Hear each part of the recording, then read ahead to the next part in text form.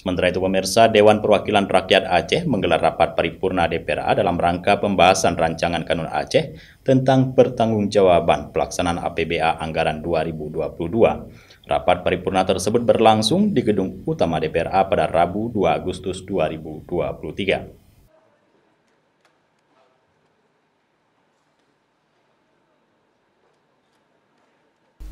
Rapat paripurna tersebut dipimpin oleh Ketua DPRA serta didampingi oleh Wakil Ketua DPRA Saiful Bahri dan dihadiri para anggota DPRA. Rapat paripurna dalam rangka pembahasan rancangan Kanun Aceh tentang pertanggungjawaban pelaksanaan APBA Anggaran 2022 dihadiri langsung oleh PJ Gubernur Aceh Ahmad Marzuki.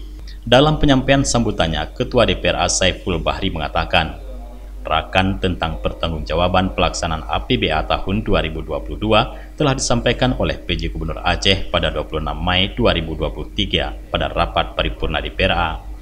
Sementara itu, juru bicara Badan Anggaran DPRA yang dibacakan oleh Haji Khalili dan M. Rizal Fahlevi menyepakati rancangan Kanun Aceh tentang pertanggungjawaban pelaksanaan APBA tahun anggaran 2022, namun memberikan 25 poin catatan khusus kepada PJ Gubernur Aceh. Mengenai penyelenggaraan pemerintahan kepada Dewan Perwakilan Rakyat Aceh, APBA tahun anggaran 2022 sebagai penjabaran dari rencana keuangan tahunan pemerintah Aceh merupakan wujud konkret dari rencana prioritas anggaran pemerintah Aceh.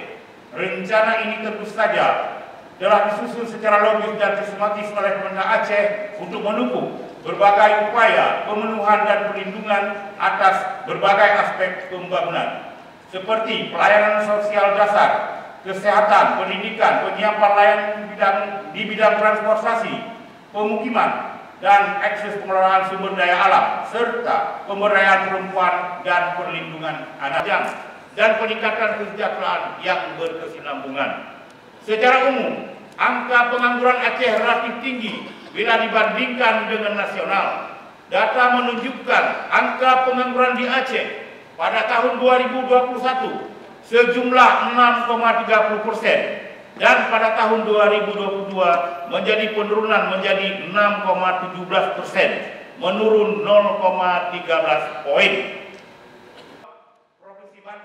Adapun ke-25 poin tersebut diantaranya meminta PJ Gubernur Aceh mendorong Inspektorat Aceh untuk melakukan observasi dan monitoring ulang terhadap semua bangunan dan jasa yang telah dilaksanakan pada tahun anggaran APBA 2022, dan jika ditemukan adanya potensi pelanggaran, maka perlu didorong upaya untuk perbaikan dan meminta pertanggungjawaban kepada perusahaan tender, serta merekomendasikan supaya perusahaan dan kontraktor yang bermasalah masuk dalam daftar hitam, segera menuntaskan pembangunan rumah layak huni bagi warga miskin di Aceh.